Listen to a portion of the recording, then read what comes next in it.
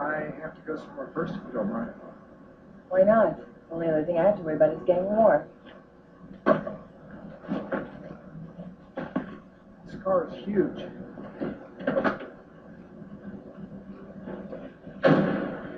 Wait, God meant cars to be, so you guys came along and screwed it all up. Low quality and lack of reinvestment ruined the American auto industry. Oh, yeah? Yes. Oh, yeah?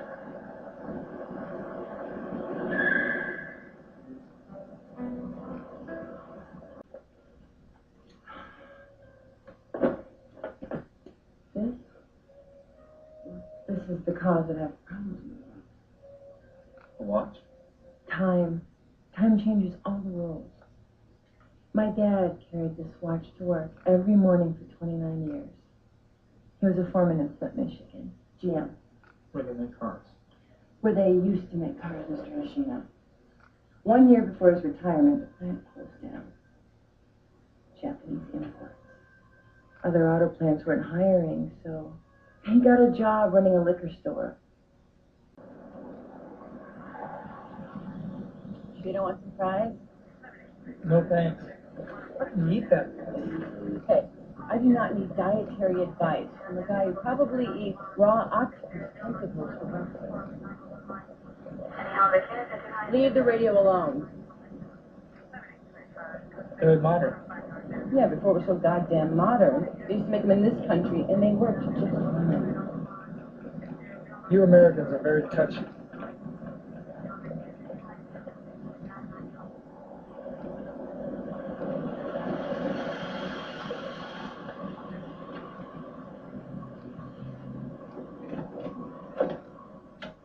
Probably nothing.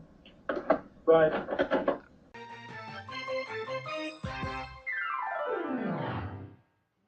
Hi, I'm Jim Gaver, and all my life I've wanted to begin an interview by saying I am sitting across from a man who needs no introduction.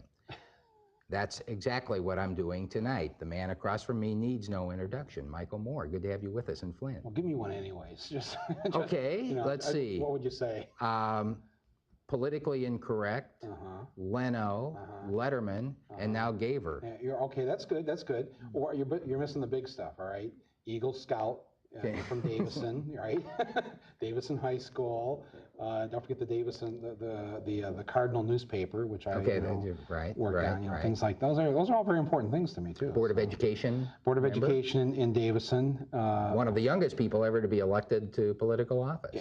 Actually, I was the first 18-year-old. Right after 18-year-olds were given the right to vote with the Constitutional I knew it was Amendment. close. Yeah, you were the youngest. It was the first one elected in the country, and that distinction went to Davison, Michigan. And they're really proud of that. Well, a few years have passed, and you've made it to this show. Have you made it in your own mind? Listen, here's the honest answer is I feel very privileged to be able to do what I do. I mean, I never in a million years would have ever guessed that I would be able to make my films, have a television show airing nationwide, have a best-selling book, all those things. I mean, seriously, anybody who knew me back here in Flint while I was putting out the Flint Voice and the Michigan Voice knew that I had no aspirations to anything beyond the corner of Lapeer and Genesee Roads. So I was very happy here. And I only made Roger and Me because I was so frustrated for 10 years writing in my newspaper about what was going on. And I started writing back in 1978 that I thought General Motors was going to leave this town to a large extent, and we better come up with a plan B here. And people thought I was crazy at that time. I was like, what do you mean? General Motors will never leave. And it was like, no, it doesn't look here. And we had actually people at General Motors who would give me these internal documents, and I would say, look, they're actually talking about building factories in Mexico and downsizing and things like this. And Roger Me really grew out of that frustration of nobody kind of listening to me. And I just thought one day, well, you know what? Actually, I remember the moment I decided to make Roger Me. I was at the Water Street Pavilion, and it was noontime, and somebody had a TV set on one of those stands there, and Roger Smith came on and announced that he was going to lay off another 10,000 people here in Flint. And I just thought, okay, that's it. I'm going to make a movie. And I didn't know anything about making a movie. I'm going to make a movie about this. And I just really wanted to show the movie here on Channel 28. I mean, that was my largest goal was if I could just convince 28 to air this, it'll be really great.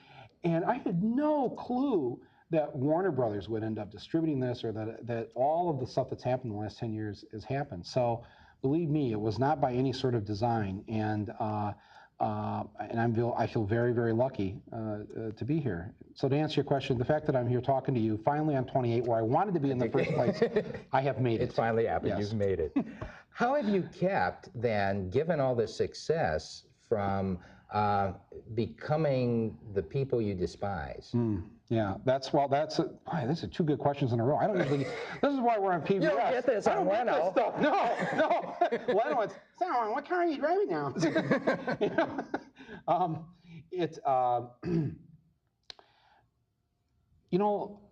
That will never happen. I will never become one of those people, in large part because I was raised by two parents in an Irish Catholic household where I was taught the importance of conscience, of standing up for what I believed in and doing the right thing.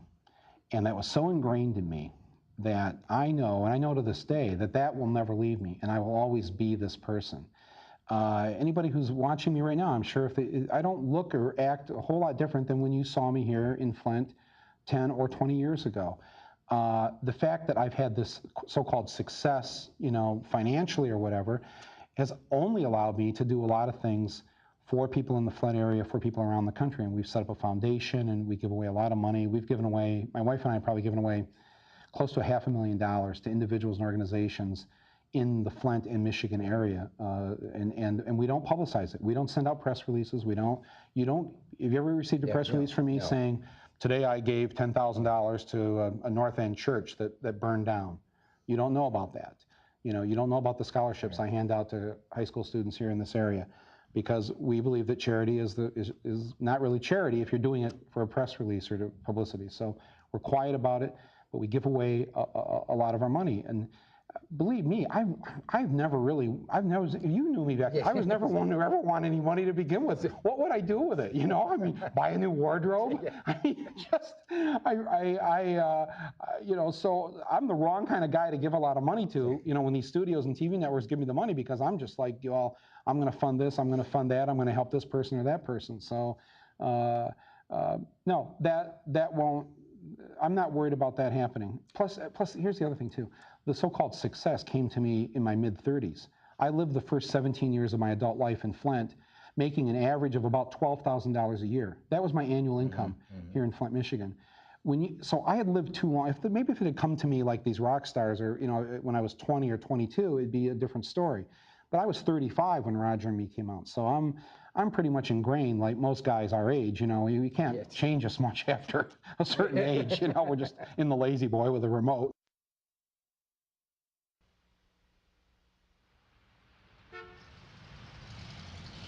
Testing, 1, 2, 3, 4. Is this on? Hello? Can you hear me? We're rolling. Hi, I'm Michael Moore.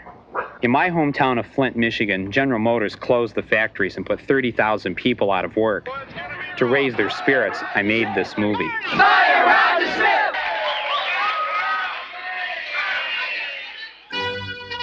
And went off to find GM Chairman Roger Smith to get some answers.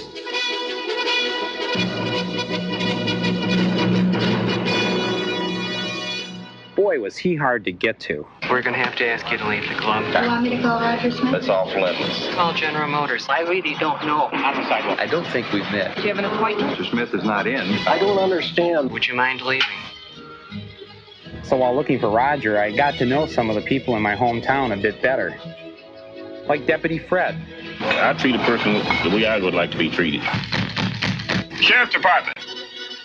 And I met a neighbor or two. I was color analyzed by someone in the IMS line, who are the people who taught me to do colors, and I've discovered that I am another season. Talked to a PR guy at GM. Because a guy is an automobile executive does not make him inhuman.